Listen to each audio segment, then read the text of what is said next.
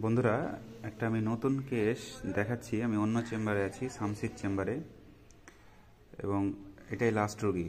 পরে আমি বেরিয়ে যাব। এনার নাম মাসেদা খাতুন, 30 বছর বয়স। মেন সমস্যা হচ্ছে ওর একটা red skin eruption, eczema, ringworm like, গোল গোল হয়ে হয়, তারপরে সিভিয়ার ইচিং অ্যান্ড বার্নিং, তারপরে জ্বালা করে। 7 বছর ধরে চলছে। দিনটা ডিউরেশনটা একদিন নয়, 7 ইয়ার্স। এবং ও তো পুরো অ্যালোপ্যাথিক মলম চালাচ্ছে। কি করবে? ফেস বাইরে থেকে দেখতে খারাপ লাগছে, সবাই হয়তো বলবে, কিন্তু ও মলম লাগিয়ে চলছে। যেই বেরিয়ে গেল সেই মলম লাগাতে শুরু করলো। আমি এক্ষুনি বললাম বলে মলমটা ফেলে দিতে বললাম, ফেলে দিয়েছে না, দেখাতাম। টিট বাই অ্যালোপ্যাথিক অয়েন্টমেন্ট, মানে প্রচুর মলম লাগিয়েছে। তার সত্ত্বেও ও আরেকটা জিনিস হচ্ছিল, ও কিন্তু হোমিওপ্যাথিক ট্রিটমেন্ট করতো। ও কিন্তু হোমিওপ্যাথিক ভালোবাসে, হোমিওপ্যাথির প্রতি বিশ্বাস আছে, হোমিওপ্যাথিক ট্রিটমেন্ট করেছে। এই হচ্ছে হোমিওপ্যাথিক ট্রিটমেন্টের প্রেসক্রিপশন। প্রায় 2021 সাল থেকে দেখাচ্ছে। আমি একটা একটা করে দেখাবো। 21 সাল, 21, 22, 23, 24, এই যে 21 ফার্স্ট প্রেসক্রিপশন 29শে জুন 2021 সাল। এই 21 সাল থেকে চলছে প্রেসক্রিপশন। 21 থেকে আজকে সাল হচ্ছে 2025। লাস্ট প্রেসক্রিপশন হয়েছে 16/1/2025। তো অনেক ধৈর্য দেখিয়েছে। 4.5 বছর সময়টা কম নয়, অনেক টাইম ধরে দেখিয়েছে। কিন্তু এই যে স্কিনের প্রবলেম, এটা সারাতে পারেনি, সারেনি।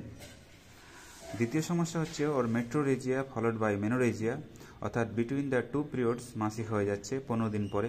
কিন্তু যখন শুরু হচ্ছে তখন 10 দিন, 12 দিন, 15 দিন পর্যন্ত চলতে থাকছে।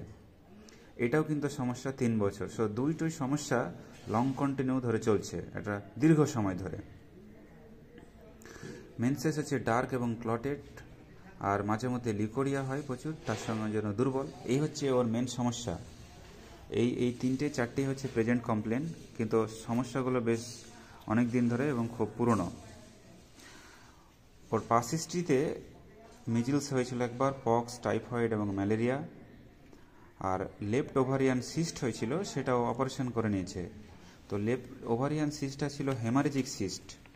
ও রিপোর্টটা আনেনি, কিন্তু আমি এখানে দেখতে গিয়ে পেলাম যে 21/6/21 ও যখন ইউএসজি করায় তখন এখানে লেখা আছে যে ওভারিয়ান সিস্ট, অর্থাৎ হেমারেজিক সিস্ট, সো হেমারেজ। আর 29 তারিখে উনি ডাক্তারের কাছে যান এই ব্লিডিংয়ের জন্যই। তুমি প্রথমেই ব্লিডিংয়ের জন্যই গেছিলে তো ওনার কাছে? ব্লিডিংয়ের জন্য। রোগীর আমি মুখ দেখাচ্ছি না, ও মুখ দেখাতে চাই না, আমি ওর ফেস দেখাবো না, কিন্তু ওর ফিজিক্যাল মেকআপ আমি একবার দেখাবো চট করে। কিন্তু আমি দেখাতে চাইছি এই হচ্ছে কমপ্লেন। সিমটোমেটোলজি ওর হচ্ছে অ্যাপিটাইট পোর, অর্থাৎ খিদে খুব কম, এটাও 4 বছর। জল পিপাসা কম, শীত গরমের মধ্যে ওর গরম বেশি। আর হাতের তালু, পায়ের তালু প্রচণ্ড জ্বালা করে, বার্নিং, অর্থাৎ burning. Face itching followed by burning. হাতের তালু, পায়ের তালু জ্বালা করে, বার্নিং। চট করে ঠান্ডা লাগে, so catches cold very easily, tendency to take cold easily. ঘুম হচ্ছে না, স্লিপ লেট, দেরি করে ঘুম আসে। ঘাম খুব নেই। পছন্দ অপছন্দ, মাছ পছন্দ করে, ঝাল পছন্দ করে, কাঁচা লবণ খায় পাতে, চকোলেট খুব পছন্দ, যদি পায় তো সারাদিন কিছু খাবে না। কোল্ড ড্রিঙ্কস, আইসক্রিম খুব পছন্দ। ওর পায়খানা ঠিক আছে, প্রস্রাব ঠিক আছে। মেন্টাল সিমটমে রাগ খুব বেশি, ইরিটেবল, এবং অন্ধকারের এবং ভূতের ভয় প্রচুর। আর সারাদিন লাইট জ্বালিয়ে ঘুমায়। এ কথাটা ঠিক? রাত্রে তুমি লাইট জ্বালিয়ে ঘুমাও? লাইট জ্বালিয়ে ঘুমাও। অন্ধকারের প্রচুর ভয় বলেছ। আর বজ্রপাত হলে, তুমি বৃষ্টি হলে বাইরে যেতে চাও না, ঘরের মধ্যে বজ্রপাতের ভয়। তাই লিখেছি ফেয়ার অফ থান্ডারস্টর্ম, এবং স্ট্রং অর্ডারে ওর অ্যাগ্রাভেশন হয়। আর যেটা বললো হাজব্যান্ড যে তোমার চকলেট পেলে, এগুলো সারাদিন পেলে আর কিছু খাবে না, সো চকলেট খুব পছন্দ। আমি যে কেস হিস্ট্রি করেছি তাতে যেরকম ফুলের মালা একটার পর একটা ফুল দিয়ে আমরা গাঁথি, একটার পর ফুল দিয়ে একটা সুতোর মধ্যে দিয়ে, সো আমি যে মালা গেঁথেছি তাতে ওষুধ চলে এসছে। আমি ওকে দেখে প্রেসক্রিপশন করে, আমার ওষুধ সিলেকশন অনেক আগেই হয়ে গেছিল, এবং ওষুধ আমি সিলেকশন করেছি, বোঝা যাচ্ছে কী ওষুধ দিচ্ছি।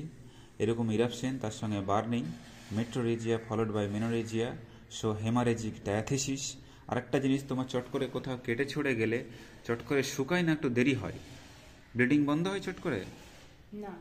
সো ব্লিডিং বন্ধ হয় না, so healing of wound delayed এবং haemorrhagic diathesis, profuse leucorrhoea watery ও লেফট ওভারিয়ান সিস্ট হয়েছিল, so left sided ovarian haemorrhagic cyst, এটা একটা হেমারেজ।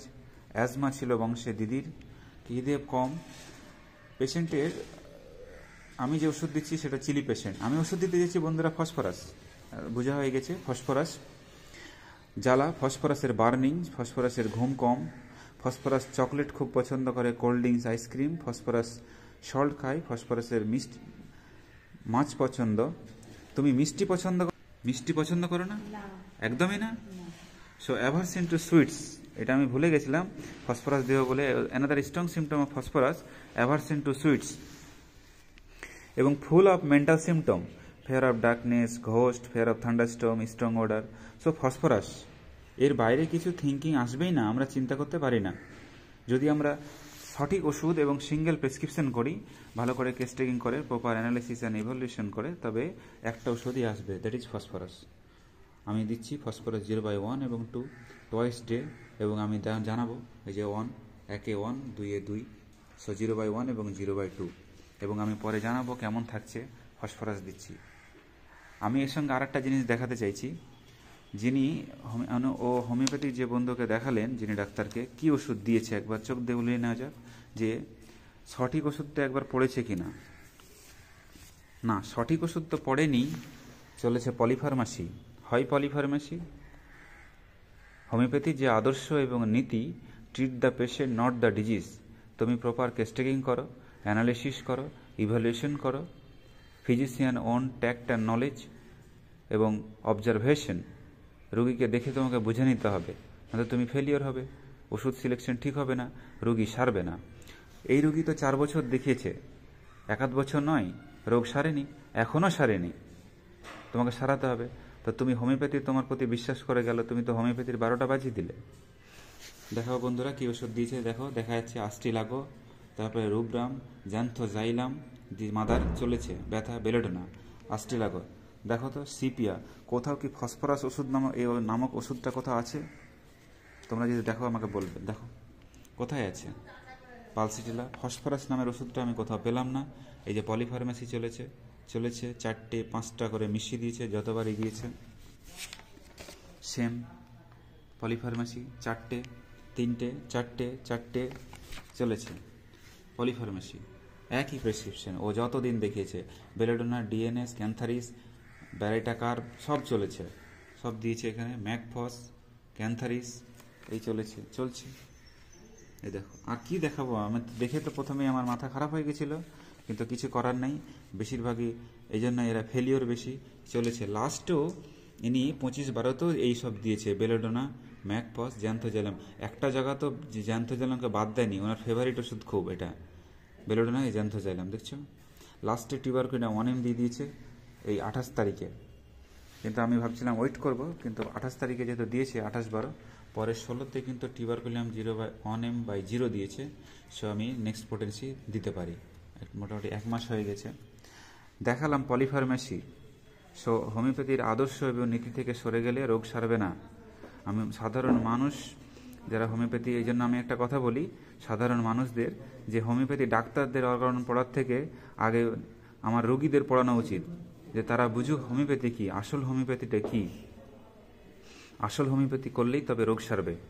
এই যে চলেছে দেখতেই পাচ্ছ পলিফার্মেসি, নেভার, কখনো নয়।